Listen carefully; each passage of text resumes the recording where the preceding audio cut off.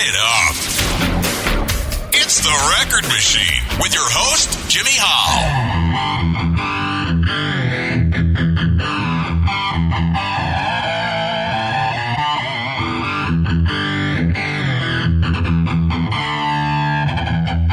I feel rejected Messiah, and I'll return you to dust. You're just a junkyard pariah. Looks like you had enough. I'm all alone on the freeway. No one can take it from me. Now backing down from the streetway.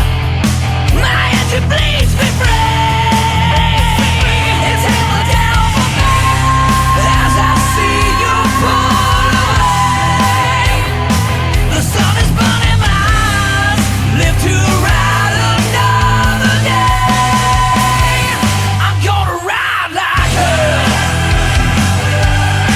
Yeah, I'm putting black top down. Yeah, the end is burning beneath me. Feeling the heat on my skin. I'm heading down on the highway. Strapped on a meat machine. Like an American eagle. Freer than I've ever been. As I'm descending upon you, I'm setting fire to the way. It's hell down as you see me pull away. The sun is burning your eyes. Live to ride another day. I'm gonna ride like hell. Yeah, I'm putting black top down. Yeah, I'm gonna ride like hell. Yeah, I'm gonna ride like hell. When your red light's burning, it'll blow you away.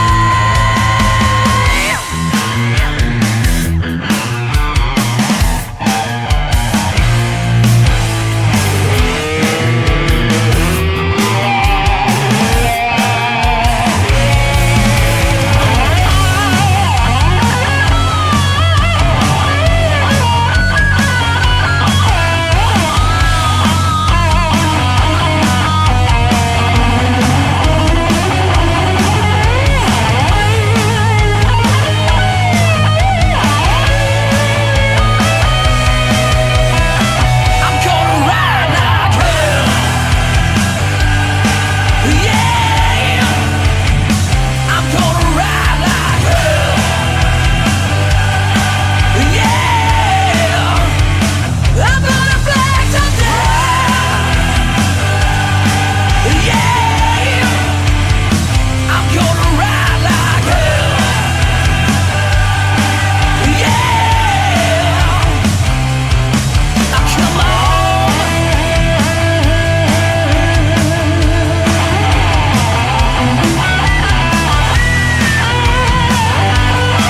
Yeah.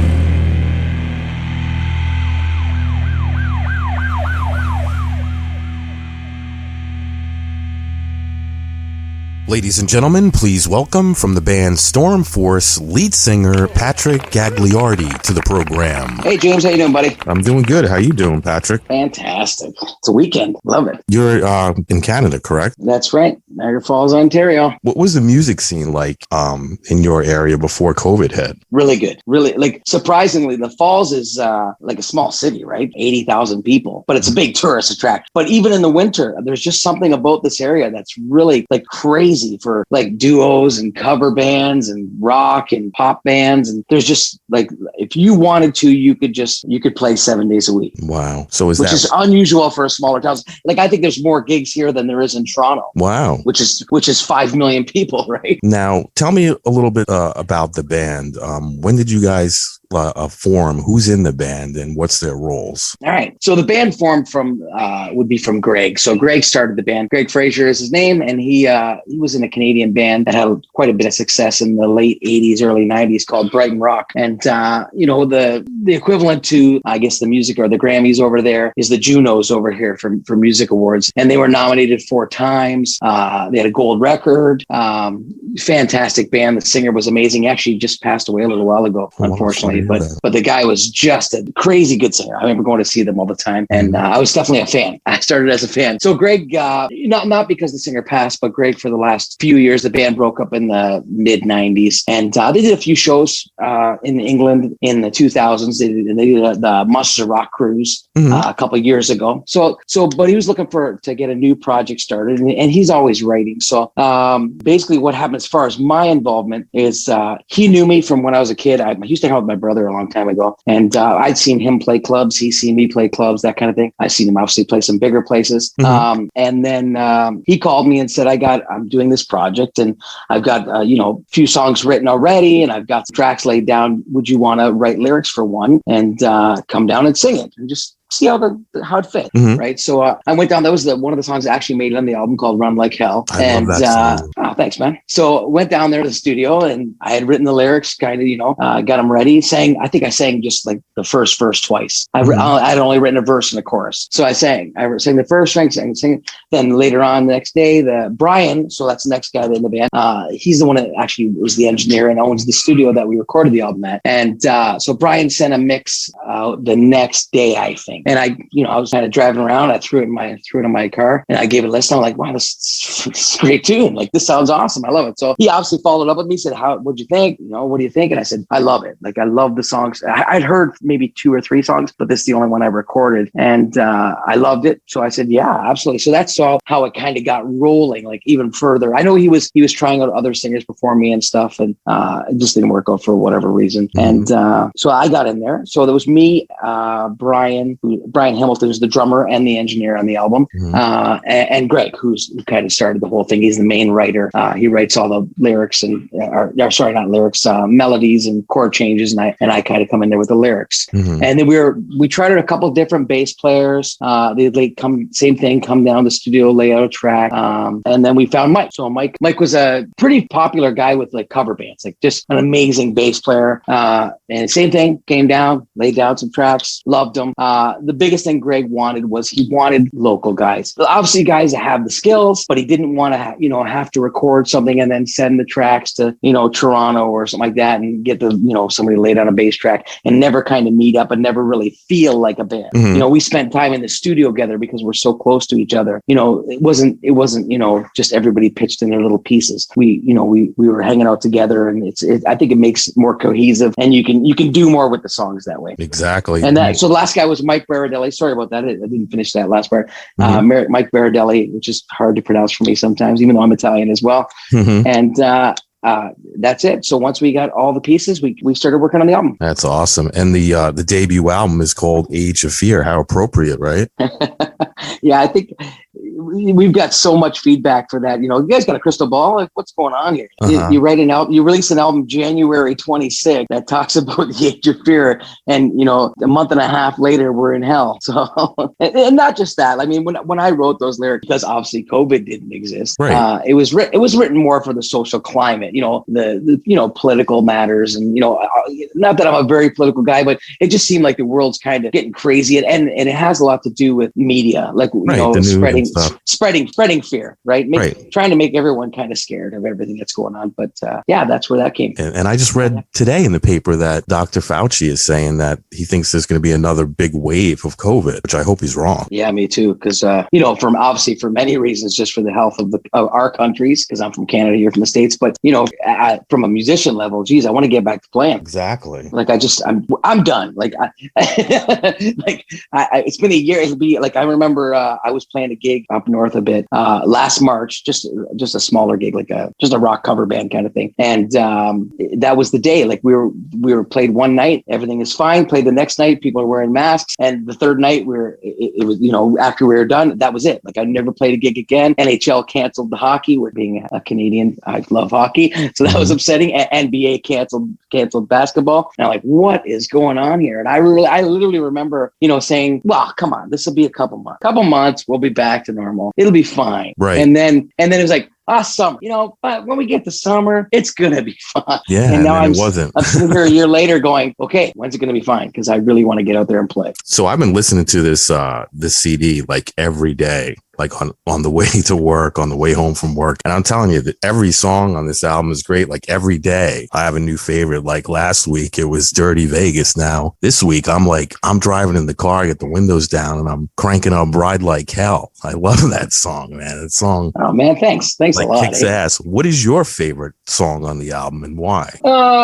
I think like you, it kind of changes. Obviously, the one I listened to, like the first one that hit me was Breathe. When we were recording the album, I saw something special in the song, or I believed it to be anyways. I went, wow, this song, because I just thought it had this great big chorus, and I love the duet with Serena. Like I thought it was the best song on the album. But after I listened to that a million times, now then it switches. I mean, I go through there's probably 6 songs, like Ride Like Hell. Certainly, there's days where that's the one, and same with Dirty Vegas. Not Ride Like Hell. Geez, shit, think I remember my songs, right? Ringside kind of jumps out at me sometimes because it's just, I love that. It's a little heavier. So, when I'm feeling a little heavier, that kind of song does it for me. So it switches all the time. Ride Like Hell. I mean, that's kind of the song that got the whole thing started, right? Because that was the one that you put the lyrics to and everything. Yeah. That was the first one for sure. Absolutely. So that's got to be a little special for you, right? Oh, no doubt. Because absolutely. I love the theme of it, the idea of, and not that I'm actually not a rider, but I got tons of friends that are, and I'm like, it's just cool. It's a cool thing. It's very freeing, right? To be on a bike and whipping down the highway. And you mentioned the song Breathe, and that song features a guest vocal from Serena Prine. How did that come about? So I've known Serena for a long time, probably since 2000. I was playing in a cover band. She was playing in a cover band plus an original band. She was kind of doing the original thing back then. She had a heavier band called Oliver Black, pretty heavy, like a decently heavy band. And I remember seeing her going, wow, this girl, she can sing. And she's got a phenomenal stage presence. She's got it. There's no question. I was very impressed with her back then and still am. So Greg came up to me about Breathe. I had finished the track. It's all done. Says, you know what? I think it maybe might have been the lyrics that spawned it a bit, because of the way it sounds. He goes, I think this would be a great duet. I said, oh, okay. Well, who are you thinking? He says, Serena. And I'm like, she's a great voice. The singer in me, I was like, wow, I just laid down a fantastic, I loved my voice in the second verse, because obviously the first verse, it's a lower voice. And then the second verse, she's really belting. And so was I in the original when I did it. So I was like, but I really like it. I like the way what I did. I go, but I can't disagree. She's got a great voice. I love the way she sounds. I think she'll fit in there perfectly with me. We have similar voices, got a lot of raspberry voices.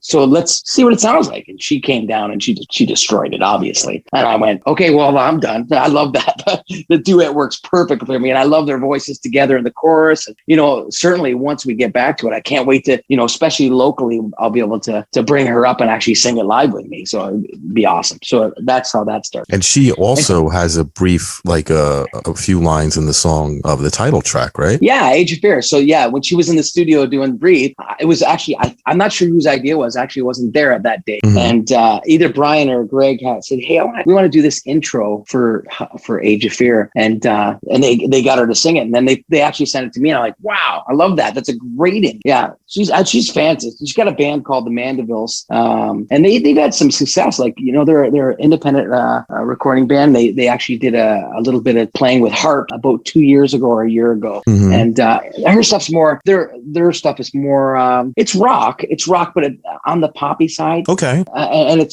she sounds great in it too. She's got a really, she sounds on her stuff. You just hear Melissa Etheridge, like say, wow, just the grit in her voice is phenomenal. That's pretty cool, man. Now you guys have a few videos. Do you enjoy doing the videos as much as you enjoy recording the albums? Yeah. Oh, absolutely. I think when we were in the studio, I think the thing great about the studio, and I think I've talked about this a few times before, is that, you know, it's great when you're doing your parts, and it's great when you hear something that is like, oh crap, that's amazing. Like, you know, the guitar player laid down a lick that just brought the song to another level, right? But there's also a lot of, okay, play that again. And then you're sitting there bored out of your mind going, oh, I just want to go home today. I don't want to listen to the same drum part over and over. So where the video, you know, we shoot a video in one day. So it's all fun. You know, although you do it numerous times, you know, hey, let's do that scene again. But we're moving from spot to spot, doing this. I mean, with Dirty Vegas, it was just pretty much a live kind of feel for us getting on. And that's a stage, you know, that we're used to. So I'm like, I like it. I think it's a lot of fun because it's over quick. I think if you're shooting a video for, you know, a couple months like you were in the studio, I think you'd hate it. But because it's so quick, it's a lot of fun. So Dirty Vegas, is that shot like in a club or a warehouse with a set? Is that how that works? That's funny you mentioned that. So it's shot in a club, and the club is called the Warehouse. Oh wow!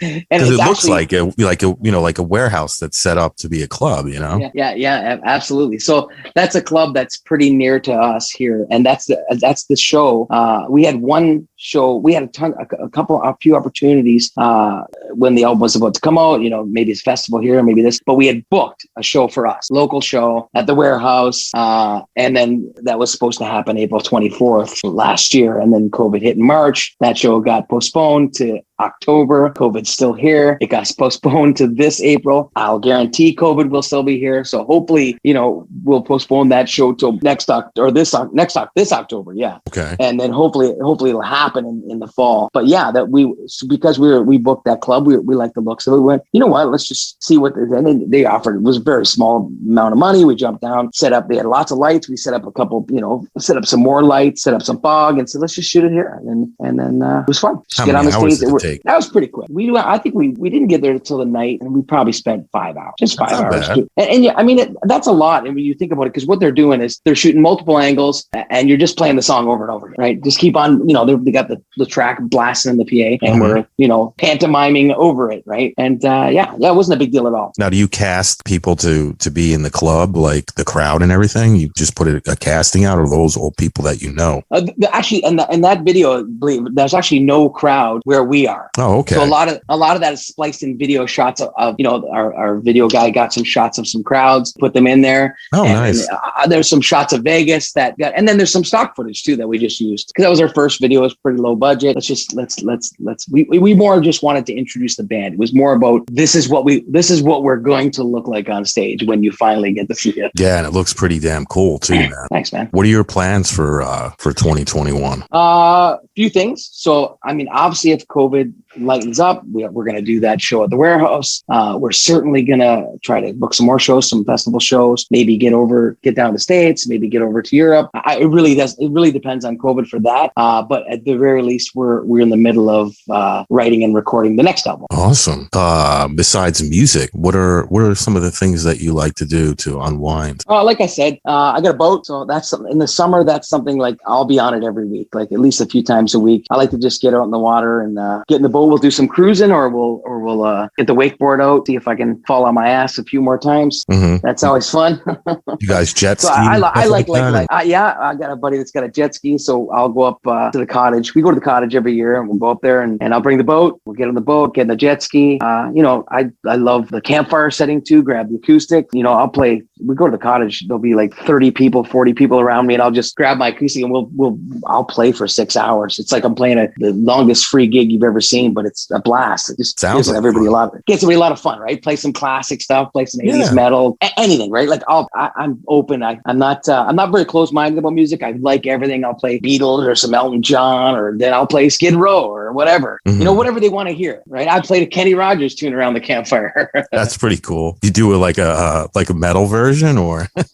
No. I sing it. No, I've got a fairly flexible voice. I can change my voice a bit, and I sing it traditional. I don't. Yeah. You don't I alter don't meddle it up too much. Yeah, No. that's pretty cool. Do you have a website you'd like to promote? Absolutely. So our main website is stormforce.ca.